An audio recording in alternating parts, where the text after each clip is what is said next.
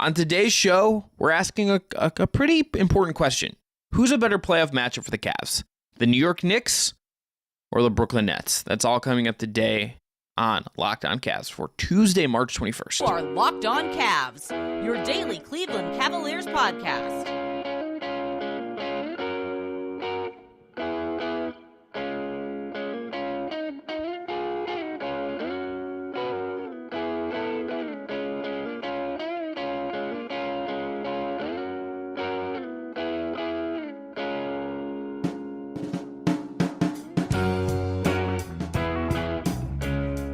All right, the music you heard on the way in is from our friends at Astor Radio. This episode is produced by Jake Stevens. I'm Chris Manning. That's Evan Dammarell.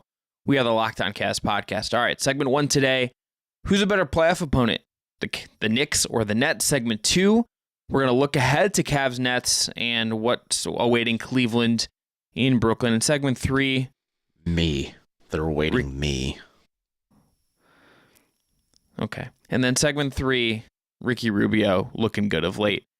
Evan, how are you? Are you just good. So you know? I'm glad Ricky Rubio went from looking alive to looking good. So that's good. Yeah, I mean he's always looked good, even if he got weekend at Bernie's. That hair is never not going to look much better than he's handsome. The hair I've left. All right, so let's go into who the Cavs would rather see in the playoffs. Right now, this is from the Basketball Reference Playoff Probabilities Report. Cleveland is could have as many as 54 wins, obviously, but is very likely to be the 4 seed. They gave Cleveland a 85.2% chance of being the 4 seed, just a 4.4% chance of getting up to 3, 9.8 of slipping down to 5. The New York Knicks are the most likely 5 seed in the East. They're at 78.1% chance of being the 5 seed.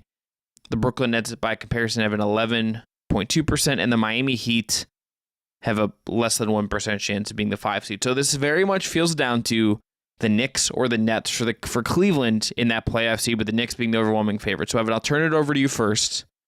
Who do you think is the better playoff opponent for the Cleveland Cavaliers to face, the Knicks or the Nets? I want to say it's the Brooklyn Nets, which is weird to say just because the Nets on paper have an overwhelming amount of wing depth, just to kind of hit those pressure points of Darius Garland and Donovan Mitchell, especially like Royce O'Neal, Mikal Bridges.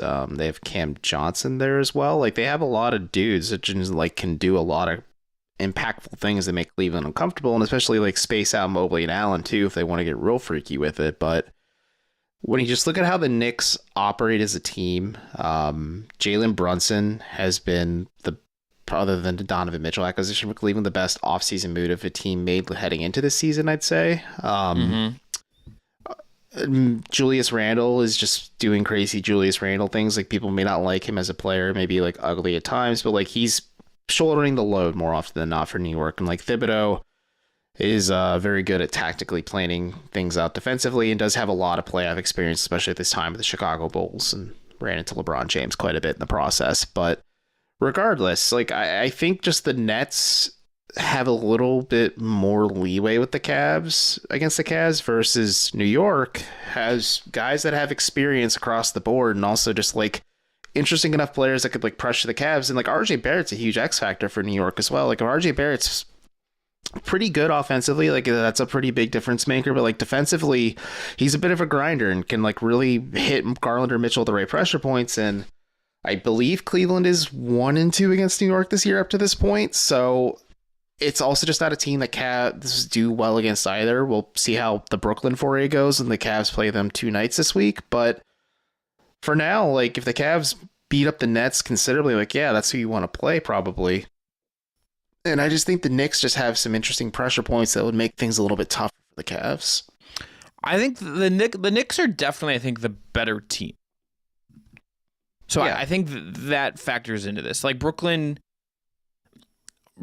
is not like obviously you get rid of Kevin Durant, you get rid of Kyrie Irving, like for whatever reasons, like you're not going to be as good.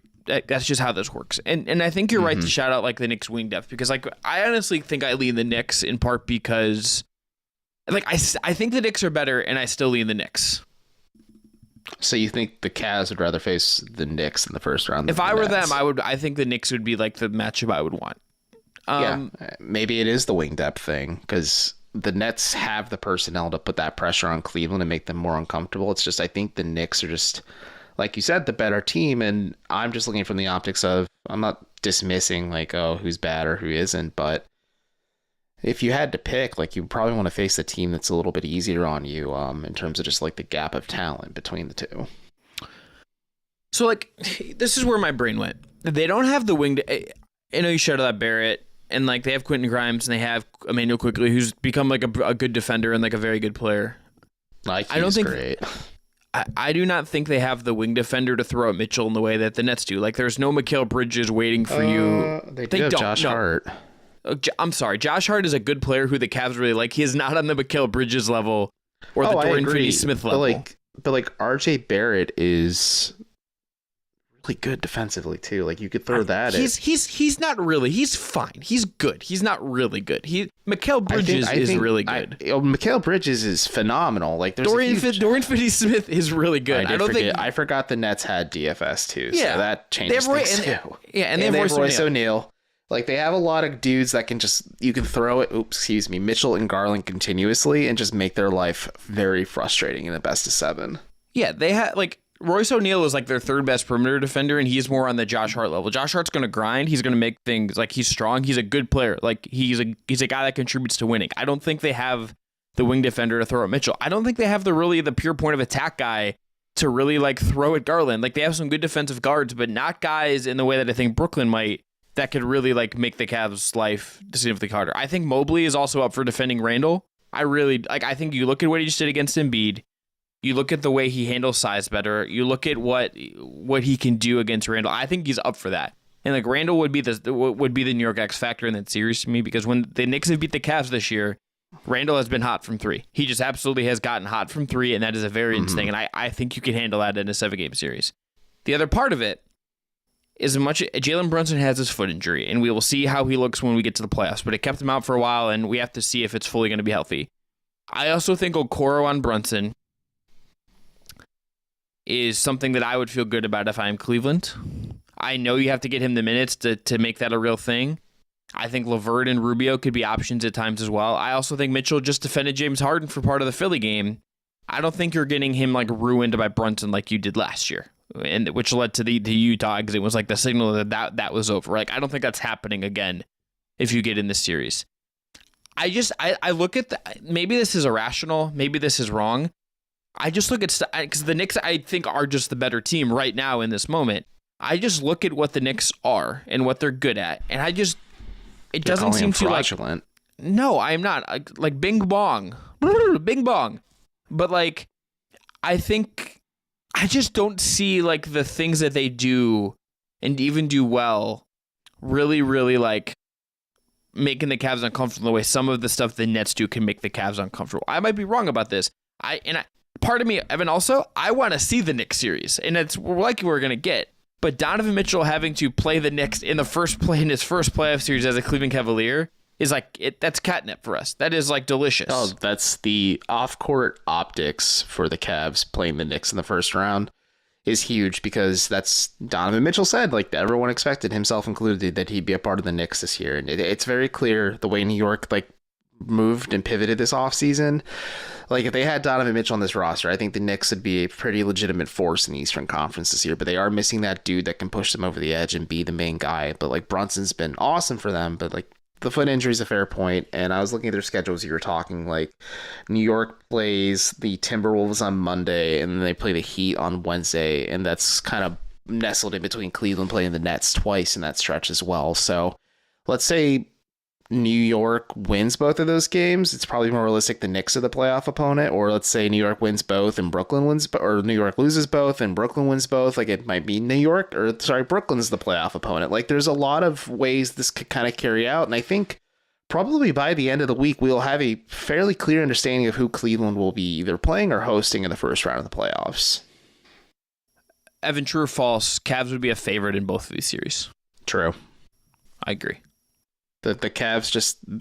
So we talk about the Knicks being more talented than the Nets. There's a not a considerable gap, I'd say, depending on how you want to break it down, but there's quite the gap in terms of just pure raw star talent that the Cavs have compared to either of those teams, just from Mobley, Garland, Mitchell alone, and then there's Allen too, and then like you have there's a fair question about the depth from the Cavs side of things, but like they have like that core four that really just puts them on a different echelon than those two teams we've been debating for the last 11-ish minutes. Today's episode is brought to you by FanDuel. Look, Evan, the NCAA tournament is heating up, and now is the perfect time to download the FanDuel app, America's number one sportsbook, because new customers get a no-sweat first bet up to $1,000. That is bonus bets back if your first bet doesn't win. Just download the FanDuel Sportsbook app. It is safe, secure, and super easy to use. They think about it everything from the money line to point scores and threes drains. I mean, you have a ton of great college basketball bets right now. I know, like, I'm sure some people got great value. Maybe someone out there did throw some money on FDU or Princeton. In terms of NBA bets, I still love those parlay builders where you can pick 20-plus point scores.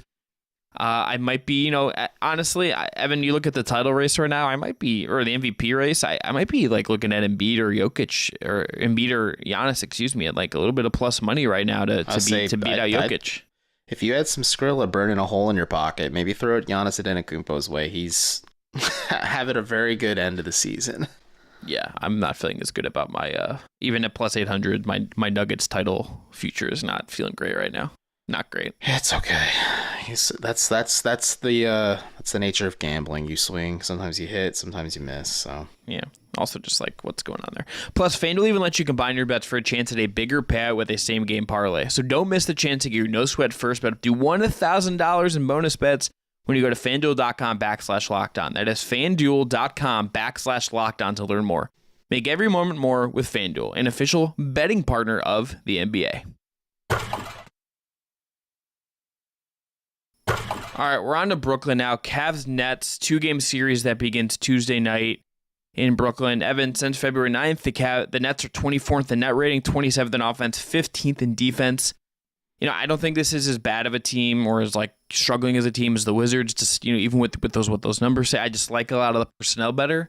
But I still think this is a game that the Cavs should be favored in. I would expect them to be in. I think this is a 2-game stretch as you're trying to hit 50 wins.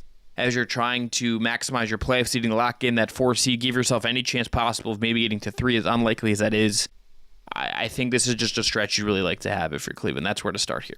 Yeah, and like I said in the first segment of the show, probably by the end of the week, depending on how things go for Cleveland, we'll include Brooklyn in this because that's who they're facing, and then New York as well. We'll have a pretty clear understanding of how the playoffs may shake out for the Cavs and also the Knicks and the Nets as well. But like you said, like folks are a little more down on this Nets team. I can understand why, maybe because they're shifting their focus from the post-KD Kyrie era to becoming the fun, lovable Nets they were when they had Jarrett Allen and Karis LeVert on the roster. But regardless, like this is a team that still can't be underestimated. Like they have a lot of dudes that they can throw Cleveland's way that could make life really uncomfortable for them both Tuesday and Thursday. Because we talked about like Royce O'Neal's the second or third best wing defender on this team, but he's really freaking good as a wing defender because they have Dorian Finney-Smith and Mikal Bridges as well, who in Mikal Bridges' case is like he's a star. He's a star, and the Nets, I don't know if he's the guy per se, but like the Nets have definitely found a dude where like, yeah, we have the co-star to our future star that we add to this team at some point. Yeah, Bridges is freaking awesome. Like Cam Johnson is awesome. Like they have a lot of guys that like I like. They like Yuta Watanabe is someone that like I would be looking if I'm the Cavs as like a free agent, like kind of part of your mid-level, looking at things this summer based on how he shot it this year and the size he offers. So let's start with let's start with Jarrett Allen because sure, we mentioned this on Monday's show, but Chris Futo, Cleveland.com had it that Jarrett Allen, there's some hope that he could play in one of those 2 games. Don't know which one. Don't know if it'll be Tuesday. Per his story, Allen has, quote, seen multiple specialists who have ruled out any structural damage, even though sources say his vision is a bit blurry, end quote. Before the game Friday, JB Bickerstaff said that he is, quote, progressing well and that everything is structurally okay. You're just trying to monitor and get him back to the court to be safely. Getting Allen back, Evan, I think would be a big deal. I'm curious to just see what his vision is actually like when he plays, because playing basketball with blurry vision seems hard and maybe not healthy. And Darius Garland told me about it early in the year. Like for the longest time, he couldn't see out of the right side. Allen spoke in the right eye, correct? Yes. So Garland said it's essentially looking like this. So folks, if you're listening to this, if you're not, as long as you're not driving, put your hand over your right eye and try and look. It's hard to have the half of your vision realistically shut out, especially your peripheral. And when you're a playmaker like that, or if you're in Garland's case, or if you're in Allen's case, you need clear vision clearly to defend, rebound, do everything in between properly. So I'm curious to see how it goes. I'm curious to see, does he wear goggles? Does he wear a mask or something? Does he do something just to keep protecting his vision? Or do the Cavs handle this with kid gloves? Let's say he plays a handful of games, so they kind of just keep him on the back burner so that he can be 100% physically when the playoffs do roll around mid-April. Yeah. The other thing is I want to see how they defend Mikal Bridges. And that's partial because I wonder if Lamar Stevens gets that assignment. I think he would. Because, or you could do some similar stuff or some copycat stuff you did with the Wizards that you did on the net. You could do on the Nets as well. You could put Mobley on Nick Claxton. Clearly, it's just a 5-5 matchup, but let Mobley be more of a roamer. And then he puts Stevens on Mikal Bridges. And you try to, I don't know, the Nets have a lot of dudes that are volatile for their position, but also are good defensive grinders that I think can handle the assignment. I wonder if that's just where you go, because Okoro is not going to be someone that, you can, I think he's best defending point of attack guys and wings that aren't as long and stuff. But I think he can do it just based on the strength, and you will maybe see him do it to some extent. I just think it's maybe that's if particularly if you stick with the starting lineup pre-Allen coming back. I think that gets you in a spot where that would make some sense, and then you can put Okoro, somewhere else, and one of your, the guards are gonna have to defend up a little bit anyway in terms of size, and in that in itself, I just think how the Cavs defend in this game in itself will just be interesting because the size component is real, and then you also get Evan Mobley defending Nick Claxton if he's gonna play the 5. Claxton, has had a great year. He's really strong. Yeah. He's physical, plays hard as heck. When these two teams played earlier in the year, he gave Jarrett Allen the business at times. He literally just out physical Jarrett Allen, dunked at him, got rebounds and stuff. He is going to put pressure on Mobley as a rim protector, and I don't have any doubts that Mobley is going to have get foul out or anything like that. That's not what happens with him, but how he looks, I think, will be super interesting.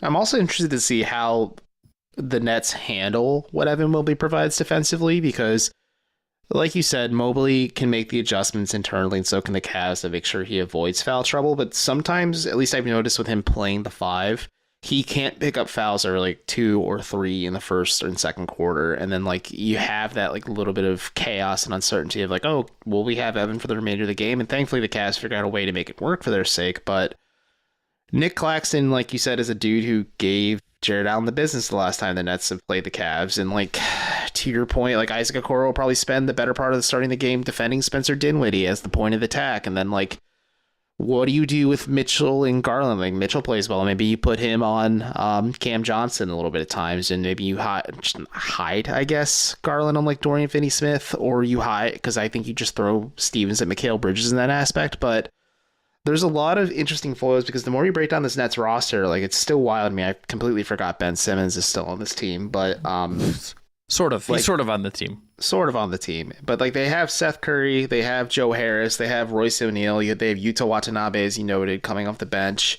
Cam Thomas can go off if he has to, but he's kind of been phased out of the rotation entirely by Jacques Vaughn. But the Nets just have a lot of dudes that find ways to make the Cavs really uncomfortable, especially that bench unit. And I think that's another thing I'll be kind of watching too, is can Cleveland's bench unit put something together so that they're not leaning on their starters so heavily for both of these games, just because the Nets have a lot of shooting across the board with just their 9-10 man rotation if they want to go that deep. Their starting lineup I would expect to see, barring injuries or anything, is Dinwiddie, Bridges, Dorian Finney-Smith, Cam Johnson, Nick Claxton. So that would mean, let's say, that would be Mobley on Claxton. I think you probably have to put Garland on Dinwiddie or Mitchell on Dinwiddie. I think one of Okoro or Stevens guards Cam Johnson, the other guards Bridges, and then you're putting maybe Garland is on Finney-Smith because you're not really going to risk him posting up as much. But it's going to create, you're going to have to deal with some funkiness and navigate it. That they are the day we're recording this, they played Denver, but that if they lose that game, that'll be their 3rd straight loss for whatever that is worth. All right, Evan, let's finish up the show talking about Ricky Rubio, because it really feels to me like Ricky Rubio is starting to feel normal again. Yeah, you see a little bit of the bump. I think he's still not quite 100% physically. I think there's still some pretty clear rust. I think that's just natural to be expected with a guy coming back from an ACL tear like that. But you're seeing a little bit of the juice, a little bit of the flair he brought to the Cavs bench units, and now I'm just kind of waiting for him to gel with Karis LeVert a little bit more, just so those two can form of like a bit of that punch that you saw with like Rubio and Garland lineups last year, but like a different vein. Like Rubio Sexton lineups were effective at times too last year. And there's ways you can go about this, but like, yeah, Rubio looks like himself, and he's playing a pretty healthy lion's share of minutes now that he's kind of fully back in the rotation. I think for me, this bodes well for a couple of different reasons. Number one, if you can get Rubio back and he's going to be right, and you see him hit these little one-legged runners, he's going for the up and under layups, he's driving to the basket at all, where at times once he came back, he wasn't really driving to the basket. Yeah. And just the way he moves, it looks better. That bodes well for you getting good Ricky Rubio minutes right now, when I think there's a need for them. I also just think it would bode for how you feel about the Cavs' depth. Mm-hmm. LeVert is playing great right now. I think probably the best stretch of his season. Rubio is getting back to normal. Stevens has played really well of late. And we'll see how all of this looks in the playoffs. We will see what this turns into. We will see just like who holds up in that environment and who JB Bickerstaff ultimately trusts. Like, does he how much do we see Cedi Osman? Does Dean Wade get a chance at reclamation? Yeah. Like, does Stevens have a game where it's not cutting it and he needs to sit on the bench or something? Like, what does that all look like? But if Rubio is going to look more like himself and be a playmaker and do all the stuff that makes him special, and it's more than just like, hey, it's the Ricky Rubio effect that has been talked about, and the players seem to believe in, and the coaching staff seems to believe in. That to me just bodes well for what the playoff depth is going to look like, and what the playoff depth is going to be as far as how much you can trust it in a 7-game series. Yeah, and like you said, the confidence aspect is there. I think the boost and the bump you get from Ricky Rubio is there. The defensive grind it's been a work in progress, but I think you're seeing that come back together too, where it's hard to quantify other than, as you would say, he plays bigger than his actual physical measurements measure out and just how he performs. So I think there's a lot of encouraging signs. And like you said, now it's just helping him continue to build that rhythm, repetition, and confidence so that come playoff time, you're able to get more of a bump from your bench unit and just find ways to utilize it. And I think that it's trending in the right direction. Like, I'm going to pull up his game-by-game stats just over the last few. Like against Charlotte, he had 11-5-4. Against Charlotte, he had 11-3-1. Against the Wizards, he had 8-5-3. Like, he was able to play meaningful, impactful basketball for the Cavs, and it's not like he's playing 30-35 minutes a night, but he's giving you exactly what you need from like a backup point guard to spell either Darius Garland or Donovan Mitchell, and probably unlocking the other one just because they're going to be the primary ball handler in those sets, with Rubio just kind of being the guy who sets the rest of the chess pieces in motion to make sure the offense flows properly. The weirdest thing is how him and LeVert have sort of worked on the aggregate. So the Cavs are plus 8 points. Great, but numbers don't getting better. It's not good offensively. The defense has, on aggregate, been good. They're giving up 106.1 points per 100 with those two guys on the floor. That's good. That's very, very good. The offense is where you have a problem. It's on average 105.7 per 100 possessions. That is a very, very, very it's like 9 points below league average offensively per 100 possessions. That's not going to cut it. Now, it's only 560 possessions. The most common lineup with those guys together is played 40 possessions together. That's Rubio, Mitchell, LeVert, Wade, Mobley. That lineup is minus 13 per 100. That's really, really bad. And that's like the lineup that kind of makes the most sense because you're like, yeah, there's some right. shooting in there. That's the lineups the Cavs utilized a lot of early in the season with Mitchell being the primary guy. And you're like, oh yeah, maybe they can unlock a little bit more with Rubio out there. But I wonder if part of that is Dean Wade just completely falling off a cliff as of late. Yeah, and there's a version of these with Stevens. Both of those are positive in like 30-ish possession samples. What is just so interesting about this is because Rubio still relatively has come back not that long ago. We are still kind of, I think, learning how he fits in this version of the Cavs. I think that is a thing for the coaching staff as well. You obviously know what he does well.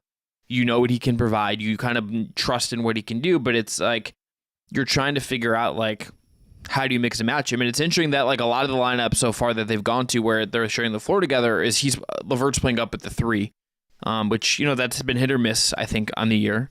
But it's like Garland, or it's been Garland more often than Mitchell, but it's Rubio and Garland or Rubio and Mitchell with LeVert at the 3.